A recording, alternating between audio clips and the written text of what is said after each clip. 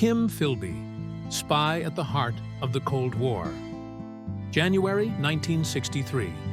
Beirut. A storm rages as a silhouette slips away into the night. On 23 January, British intelligence officer Harold Kim Philby vanished without a trace. The ultimate double agent had made his move. Kim Philby was born on the 1st of January 1912 in Ambala, India. The son of a British Arabist and colonial officer, he grew up surrounded by empire and secrets. As a boy, it was at Cambridge in the early 1930s that Philby's life took a fateful turn. Britain's brightest recruits were wrestling with the Great Depression, fascism rising in Europe, and communism's promises of justice. At Cambridge, Philby joined the Communist Party and befriended fellow students Guy Burgess and Donald MacLean. In those lecture halls and debating societies, he earned his nickname Kim after Kipling's young spy and believed fervently in fighting fascism and imperialism. By the mid-1930s, Philby was eager for action. In 1933, he agreed to work for Soviet intelligence. He married Alice Litzy Friedman in Vienna in 1934, a fellow communist, partly to help her escape arrest and to gain his own British passport. That same year, he traveled secretly for the Soviets. In fact, declassified files revealed that in 1938, he confided to a friend, "I am 100% on the Soviet side. I am carrying out a terrifically important and difficult assignment." After Cambridge, Philby worked briefly as a journalist.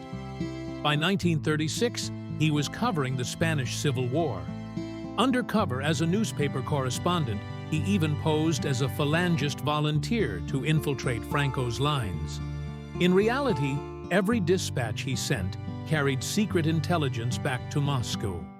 At war's end, Philby returned to Britain. In 1939, he joined the Secret Intelligence Service, MI6, in London. "The heart of the secret world," he later wrote. For the next decade, his loyalty within MI6 only grew. Dramatic moment, Philby. "I walk these halls carrying secrets. No one would suspect me, the loyal British officer." Meanwhile, he secretly fed everything he knew to his Soviet handlers. By 1945, his official record was spotless. He'd led counter-espionage efforts against the Nazis and was awarded the Order of the British Empire for his service in World War II. After World War II, the Cold War dawned. In 1949, Britain sent Philby to Washington, D.C. as a liaison to the CIA and FBI. There he charmed the Americans. He even earned a personal dinner invitation to J. Edgar Hoover's house. So trusted was he that CIA Director Allen Dulles later quipped, "Philby had the keys to the CIA safe." The greatest irony, Philby now ran MI6's anti-Soviet section while funneling its secrets to Moscow. In Washington, Philby learned of the Venona decrypts, secret U.S. breakthroughs in deciphering Soviet codes. He discovered an operation named Homer was active in the London embassy. He immediately deduced this was Donald MacLean, his old Cambridge friend. Philby rushed to warn the KGB and to urge Burgess and MacLean to defect.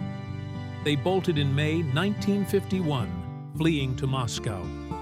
Britain was rocked by the Cambridge 5 scandal. Back in England, investigators leaped on Philby as the suspected third man. Yet his reputation and flattery of the upper class worked in his favor. As one analyst later noted, "Because I had been born into the British governing class, I knew that they would never get too tough with me," Philby later boasted. In fact, MI6 and MI5 openly stalled.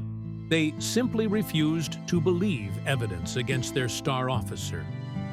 In Parliament, Foreign Secretary Harold Macmillan remarked there was no reason to conclude Philby was a traitor, but public pressure mounted.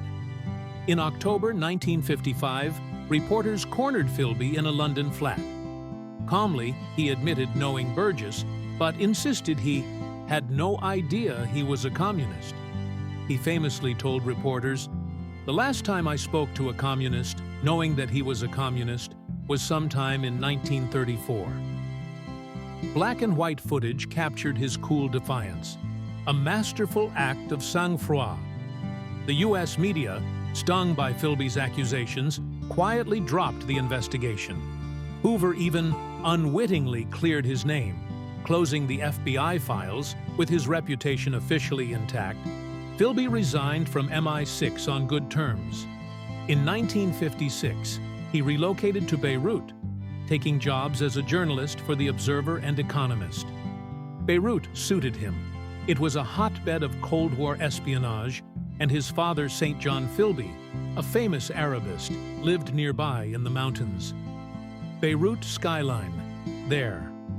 Philby lived openly, even taking a second wife.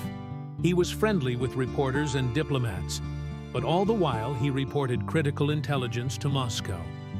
He was walking in the daylight with the devil, one spy historian might say. Over the next few years, Philby handed over a torrent of secrets. Soviet plots, Western agent identities, anti-communist operations. Many of the spies he betrayed were captured or executed. His betrayal, beyond embarrassing Britain, dealt blows to U.S. security by betraying CIA and MI6 methods. But detection lurked. In 1962, a circle of suspicion finally closed. Victor Rothschild and former associate Flora Solomon collected damning testimonials. It emerged Philby had bragged of helping the Soviets 2 decades earlier. MI6 dispatched friend Nicholas Elliott to Beirut to confront him. Beirut, January 1963. Tension. Elliott met Philby for dinner on the 22nd of January. In a televised silence, Philby looked tired, sipping coffee, denying everything. "I have no reason to doubt you, old friend," Philby said with a tired smile, but inside, his heart pounded. "Is this the end?" he thought. The next morning, Elliott handcuffed Philby and brought him to an MI6 safe house on Rue Cantari. For 3 days, agents grilled him. "Philby, they will never do this to one of their own." The interrogations broke the quiet night, but Philby still refused to give in. Narrator. On 23 January 1963, a fierce rainstorm battered Beirut. In the stormy dawn hours, Philby escaped. Just hours after slipping out of the MI6 safe house, he vanished.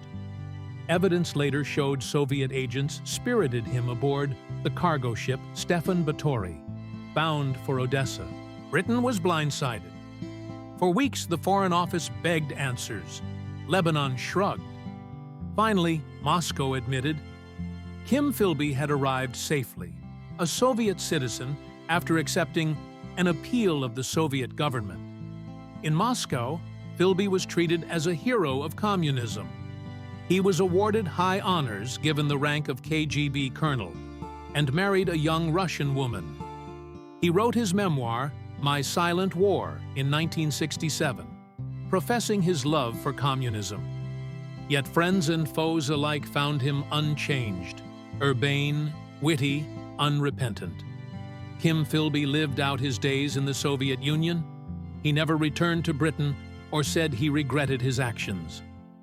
On 11th May 1988, he died of a heart attack in Moscow, just a few years before the Iron Curtain fell. His ashes were buried with full KGB military honors in a cemetery just outside Moscow. A life of betrayal, and yet such confidence. Kim Philby's story haunts the Cold War era. He betrayed dozens of agents, shattered intelligence alliances, and embarrassed an empire. In 1963, Britain's elite had to swallow a bitter truth. A Cambridge gentleman was its greatest traitor. As one commentator observed, Philby evaded justice for so long because the British class system could not accept one of their own was a traitor. His success also owed to pure luck and brilliant cover. The Cold War rippled with Philby's impact. He forced Western intelligence to remake itself in suspicion. His betrayal severed trust between Britain and America for years. Today we view him as the quintessence of Cold War espionage, a reminder of how ideological warfare can turn friends into foes. In the end, one historian muses, Kim Philby was both victim and villain of his times. His double life cost lives, yet he never stopped believing he served a higher cause. As a British defector living out his days in Moscow, Philby embodied the mysteries of the Cold War, a shadow that refused to die.